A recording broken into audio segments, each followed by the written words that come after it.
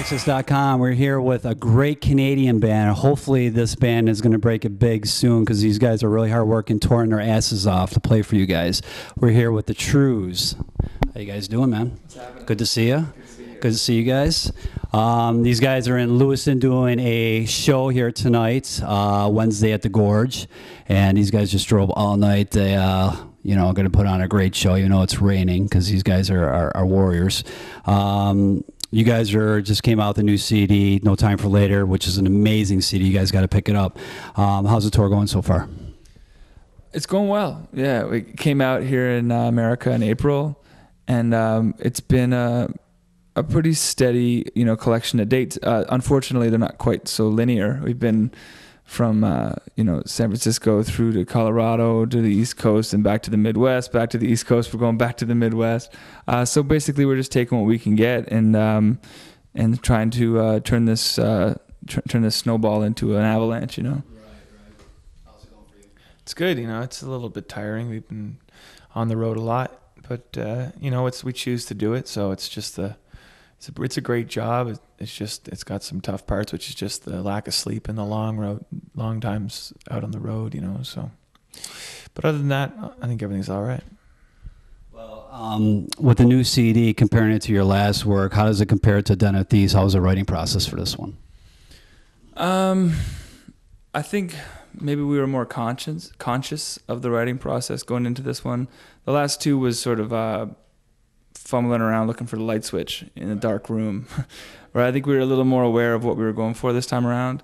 I think we were trying to be a little more concise and cohesive and in vibe and in production and everything else. So and I think you know, it came off. It was, you know, in our minds a success. I think we pulled off what we were going for. And you know, our producers Gus Van Gogh and Warner F were real helpful in guiding the ship. So we're happy with how it turned out. Yeah, actually, that was my next question. Those guys produced this CD. You guys went away from Jack Douglas, who produced Den of Thieves. Why the change? We just like to change every record. You know, it's like we've had a different record producer for every album we've done. This is our third.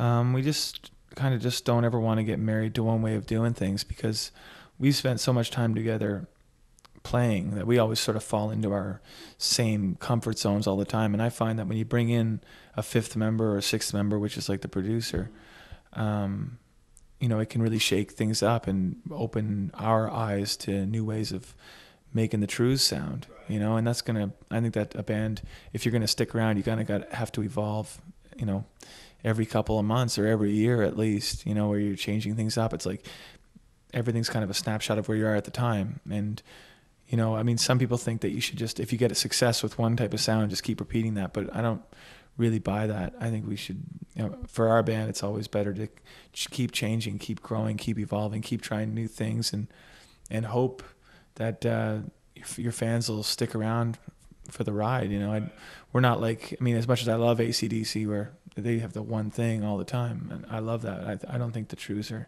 necessarily that. I think we just always like to, you know, we always operate within the realm of pop rock, but we're always trying to find new ways to do it just so we can stay inspired. And that's funny that you're saying that because I was thinking about some bands like Def Leppard who, you know, stuck with Mutt Lange and your AC/DC records, which, you know, if you have a formula, they pretty much stick to it and ride the storm. But you guys, you know, 3 different albums, 3 different producers, it gives you guys a lot of credit and balls to, you know, switch something when it's going good because your last CD was amazing, just as good as this one. So thanks. Well, it's interesting. I mean, I guess it's a whole different game too. If you sold, like, we haven't sold 20 million albums, so maybe that would change things for us. We're at a level where we can have a lot of artistic freedom, and because we haven't gotten to a point where, I guess, one song was a gigantic international hit. So maybe things would change if one particular tune blew up, and they'd be like, okay, the rest of our career's got to be like that. It should. These guys are fantastic. Hopefully you guys, like I said, you know, we definitely want to promote you guys. You guys, you know, are definitely an amazing live act. You know, I just seen these guys a month ago. We were talking about this before we went on live, and you guys got to check these guys out when they come to your town.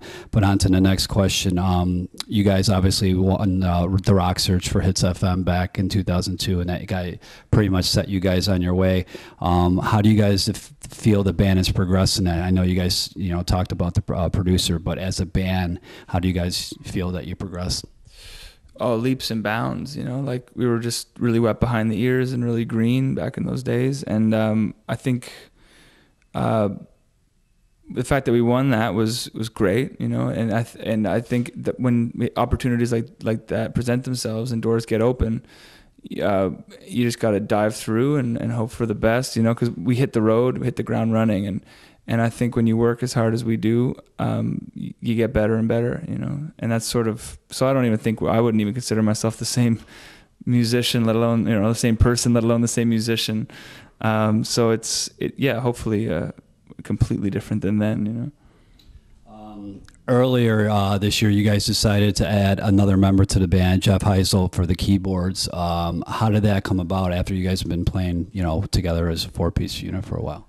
We ended up on the latest album, a lot of the songs, when we were finished all the beds and the vocals, we started to think, wow, you know, I think some keys and some organ would sound really good on this. And we hired a guy in New York he's actually from Montreal, but his name is Liam, and he plays in a band called The Stills, which are a great band. And he came in and did all the organ and piano work on the album, which was in probably about 5 or 6 of the songs, and 5 or 6 ones that we play live. And so we figured, you know, when it was time to go tour this album, we should definitely hire a keyboard player. I think we were in Europe in 2007, and I just mentioned it to our manager, and he said, well, as soon as we get home after Christmas, we'll start auditioning guys. And Jeff was the first guy to audition, and we just knew right away. We had a bunch of other guys auditioning, but it felt amazing right away, and we just thought he was kick-ass and an awesome guy, and yeah, he's been with us ever since, and he's really made our live show, I think, even better than it was to begin with. He just really added a real nice texture to the band. Now, we were talking that Jeff's been with you guys for a little bit, but is this something that could be more on a permanent basis? Yeah, I think so. You know, when we did the songs we did on No Time for Later, the keyboards were such an integral part of the songs, you know, like Paranoid Freak. Hard to picture that song without keyboards, and No Time for Later is hard to picture that without the B3 in it and everything else. So as long as they remain, you know, an integral part of the songs that we're making, then yeah, I could see it going on and on. When I seen you guys last month, this is really funny, but I was waiting for you and Jack to bump heads, because you guys are just so insane up on stage, and then you share a mic, and I'm like, when are they gonna bump? I'm sorry, when you guys bump heads, and it's just like it never happened, but I was expecting it to happen. I don't know if that's more of like, how do you guys prevent such occurrences? We've had it.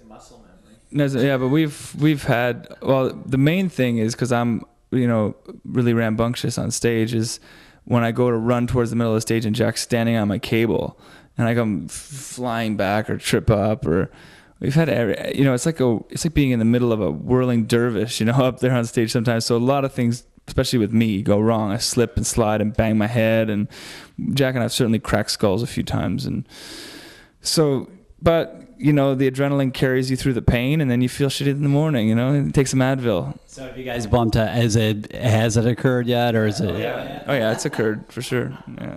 On the festival level, because we're primarily a club act. I mean, but when in the summer, we're always doing outdoor festival things. That's when things get complicated, because like you start running around a lot more of the stage, you know, you get lots more stage to run around on. Sorry, I'm fumbling for my words, but I mean, even like in Sarnia, like I was getting tangled up in my cords, my microphone, I couldn't get any of my shit together. It was a totally different vibe. That's why all those big bands have wireless. These guys will soon have wireless. Trust me on that.